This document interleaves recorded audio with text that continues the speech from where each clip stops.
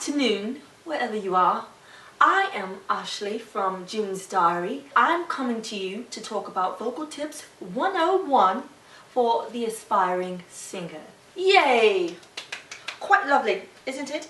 Everyone say hi to my dog. This is Ava. Say hello, Ava. Okay, I'm not going to be able to keep up this little accent the whole time, so let's just get into it. But wait, first, let me tell you guys a funny story. I was trying to curl my hair this morning, right? I turned on the curling iron, and like an idiot, I grabbed the barrel by the hot part, and I burned these two little fingers. So my two fingers are on fire. That's my story for today. So, I'm going to tell you guys a few things that I used to abide by when I was trying to teach myself how to sing. Yes, I kind of taught myself how to sing because I didn't take vocal lessons.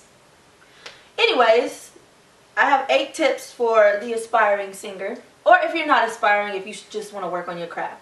Number 1. Sing in the shower. I can't tell you how important this is.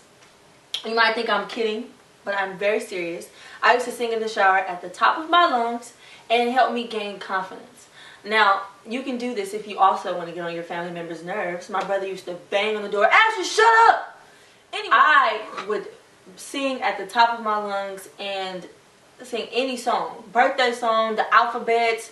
I would freestyle. That's honestly where I learned how to freestyle sing. Because I would just sing the first thing that came to mind. But sing in the shower, that's where you gain confidence. Number 2, listen to your favorites. Your favorite singers. Now I'm pretty sure if you're watching this video, you know and you have favorites. But 2 of my favorites that I listened to when I was younger was Whitney Houston and Brandy. Wait, can I just say that when I met her at the hair show, the Bronner Brothers hair show, I literally, I've said this before, but I cried, like boo-hoo cried, and I couldn't hold it in. But only reason I did is because I started to think about my 12-year-old self, and the first CD that I ever got of hers on Christmas was Never Say Never, and listening to her and how amazing she was. She's the reason that I sing the way that I do today. I used to listen to her runs, her vocal technique, the way her voice sounded on certain songs. Like, she's literally my vocal Bible. And the only thing I can say to you guys about listening to your faves, learn from them. Listen to them for particular techniques and use them for inspiration. Jasmine Sullivan is a great one to listen to for inspiration, to learn from, of our generation. As well as, I used to listen to Tank, I used to listen to Mario, Destiny's Child. Oh my God. Can we just talk about the gospel song? Amen, Amen. Anyways, listen to your faves and learn from them. Handy dandy clipboard. Number 3 is find your range. Know where you can go and where you can't go, and work from there. If you start at the place you're most comfortable in, you can always go up or always go lower. I normally do alto, but I can hit soprano and I can go tenor. Me and Gabby usually take the tenor notes when I'm singing with the girls, but sometimes I sing soprano on certain songs, sometimes I stick to alto and tenor. I'm working on the railroad. You see how I kind of strained when I got to the top of that? Now I can hit it, but most times songs elevate, and I have nowhere to go if I continue to stick at that note. So find your range and work from there. I've worked on my range since I was probably about 12 years old. So I would sing songs that were too hard for me and constantly just push my voice to go there. Number 4, practice it, film it, and listen to it. And we all know if you want to be great at anything, you have to practice it. But practice until you're blue in the face. Practice until your lungs hurt. Practice until you're practically hoarse.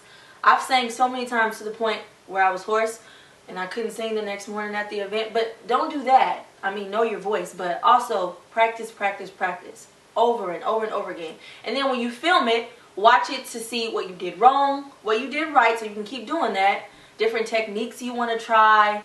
Have somebody else watch it, and somebody you trust, not some yes man. You need somebody around you who's going to be honest with you and tell you, hey, maybe you should work on that a little bit more because you ain't sounding good.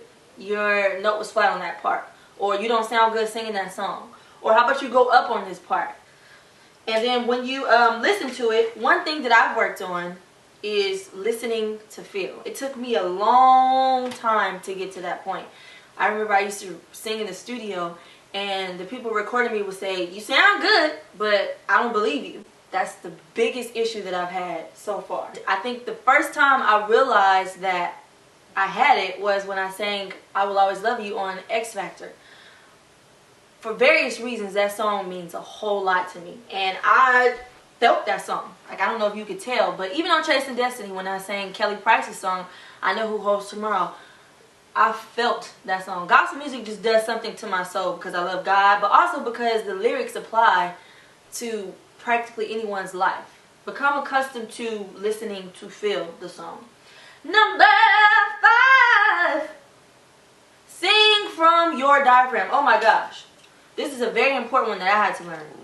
Along with that, you have to learn how to breathe. So, let me see if you can tell the difference. A, B, C, D, E, F, G, H, I, J. A, B, C, D, E, F, G. Now, I don't know if you can tell, but my stomach contracts when I sing from my diaphragm. It also helps if you're standing up. A, B, C, D, E, F, G. You have to learn how to sing from your diaphragm so you're pushing out those notes and they sound more full. And learn how to breathe. That is a very important one. I remember when I was singing "I Will Always Love You," that big note, you take the deepest breath before that big note because it's so strong and it's so long that you have to have enough breath. Like, watch.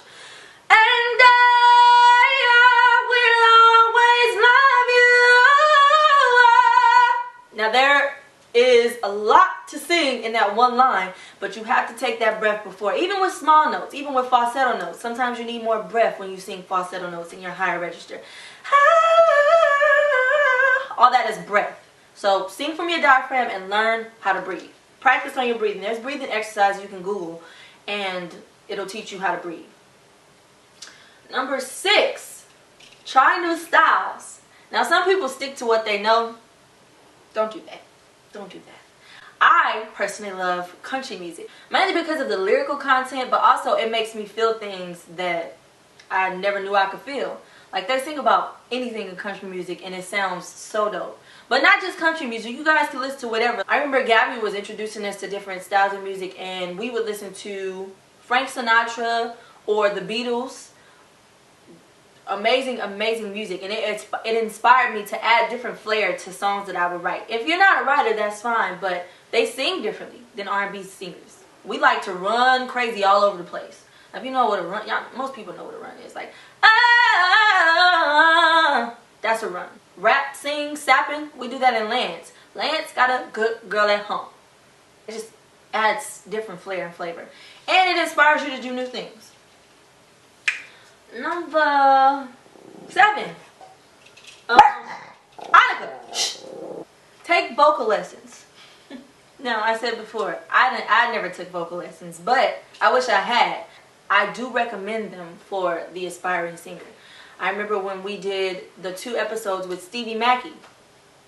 Amazing vocal coach. Amazing. I learned so many things with him in those 2 days that I never thought were even important. Like, one thing he said was the human humidifier, where you drink some water and you bubble it in your mouth. It pretty much opens up your voice. That's one tip that I learned from Stevie. I don't want to demonstrate because I'm not trying to keep you long here. Even if you just take one vocal lesson, you might learn more in that one lesson than the information you've had your whole life. Okay? And number 8, most of all, take care of yourself. I didn't learn that until I went on tour with Keisha Cole in 2007. I was on tour, and we had a 22-city tour, and I'm eating all types of stuff. I'm drinking juices and sodas. I think it was the Louisiana show. We had 2 shows in one night, and I became hoarse. Take care of yourself. Drink so much water. Eat the right types of food. Stuffing your face with cheeseburgers and pasta all the time, it might be good for the soul, but it's not good for your body. Get enough rest. I don't think people understand how serious sleep is. People be like, I'ma sleep when I die. Nah, you need to sleep at least 6 to 8 hours every night.